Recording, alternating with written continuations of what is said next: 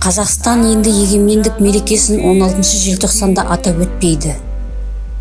Бұл күн құрбан болғандарды еске алу, тағзым ету күні болып қалмақ. Бұл туралы Ұлытаудағы ұлттық құрылтайда мемлекет басшысы Қасым-Жомарт Тоқаев айтты.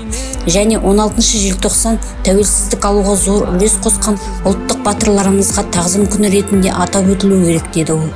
Қазанның 25 күні жыл сайын егемендік күнін еліміздің басты мерекесі ретінде атап өтуіміз керек.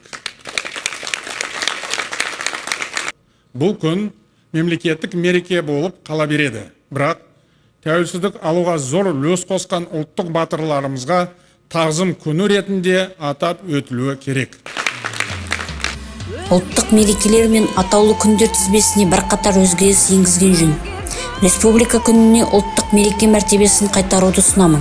Сондықтан 25 қазанды жыл сайын егемендік күнін еліміздің басты мерекесі ретінде атап өтуіміз керек, деді Қасым-Жомарт Тоқаев. Айта кету керек, енді тәуелсіздік күні ретінде Қазақстанның егемендігі туралы декларация қабылданған 25 қазанда тойланатын болады. 1986 жылы 16 желтоқсанда Мәскеу билігінің тағайындауымен Қазақстан Компартиясы орталық комитетінің бас хатшысы етіп, осыған дейін қазақ даласына аяқ басып көрмеген Геннадий Колбинді сайлап, қазақ халқын аяққа таптады. Қазақтың шыдамы таусылды.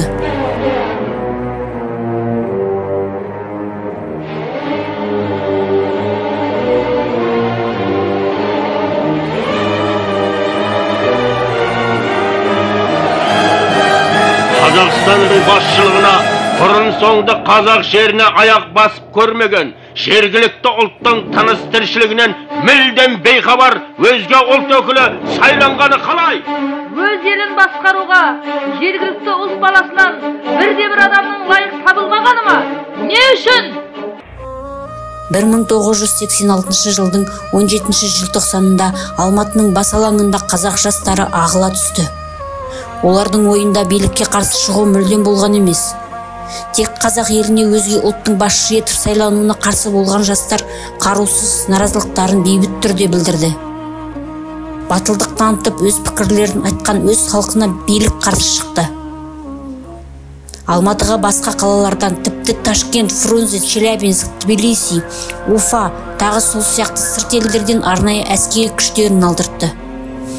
Ұлт намысын жоқтап, көкейдегісін ашық айтқаны үшін қазақ қыздары мен намысшыл ұлдарын соққыға жығып, шаштан сүйрелеп, іштен тепкілеп, күрекпен ұрып, қақаған аязда тастай суық сумен атқылап, өрт сөндіргіш көліктермен басып, таптап, улы газбен тұншықтырып, итке талатып, аяусыз ұрып соқты.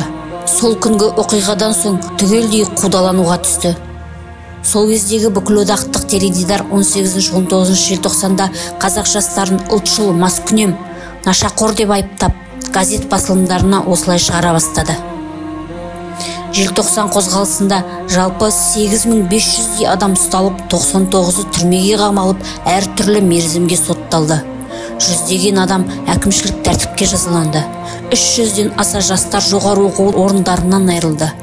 319 адам жұмыс орнынан, 52 адам партия, 158 адам бүкілодақтық Ленин комсомолы қатарынан шығарылды. Желтоқсан көтерілісіне Қазақстан Компартиясының орталық комитетінің қаулысымен қазақ ұлтшылдығының көрінісі деген баға беріліп, көтеріліске қатысқан азаматтар қуғын сүргінге ұшырады. КСРО-ның тоталитарлық отаршыл саясатына қарсы қазақ жастарының азаттық күресі тарихи маңызы бар үлкен оқиға болды.